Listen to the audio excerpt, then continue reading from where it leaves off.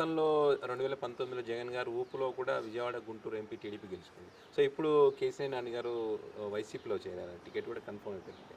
So ఆ effect మిగతా నియోజకవర్గాలు ఉంటుందంటుకోవచ్చా సార్? కొంత ఉంటుంది, అసలు ఉండకుండా పోదు. ఇప్పుడు ఉదాహరణకి నిన్న నేను కేసీఆర్ నాని గారి స్పీచ్ విన్నాను ఒక చోట. ఆయన ఈ విజయవాడ ఈస్ట్లో దేవినేని అవినాష్ గెలుపుని ఎవరు ఆపలేరని ఓపెన్గా చాలా ధీమాగా చెబుతున్నాడు. ఎందుకంటే అక్కడ జరిగిన కార్యక్రమాలు కానీ ఇతరత్ర కానీ అంతకుముందు 2 సార్లు తెలుగుదేశం గెలిచింది అక్కడ. ఈసారి దేవినేని అవినాష్కి తోడుగా కేసీఆర్ నాని కూడా ఉంటాడు కాబట్టి వాళ్ళిద్దరి ఇంపాక్ట్ కొంత జనం మీద ఉంటుంది. ప్లస్ జగన్ గారి స్కీములు, ప్రభుత్వానికి అనుకూలంగా ఉండే వాతావరణం, ఇవన్నీ కూడా యాడైతే గెలిచే అవకాశం ఉంటుంది.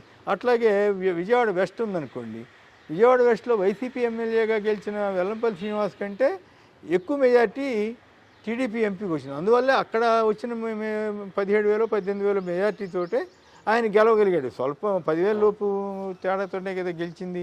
సో అట్లా ఈ కొన్ని నియోజకవర్గాల్లో మిగతా వాళ్ళకంటే టీడీపీ అభ్యర్థుల కంటే ఆయనకి ఎక్కువ రాబట్టి బయటపడ్డాడు, గెలవగలిగాడు.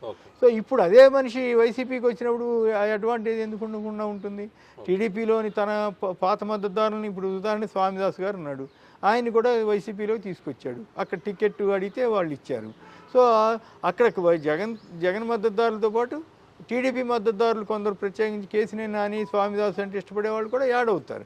సో యాడ్ అయినప్పుడు గెలిచే అవకాశం ఉంటుంది. అన్లెస్ అండ్ అదర్వైజ్ వచ్చిన వాళ్ళ మీద వ్యతిరేకత ఉంటే అది ఉంటుంది తప్ప కేసీఆర్ నానికి నేను విన్నంత వరకు అంత వ్యతిరేకత లేదు.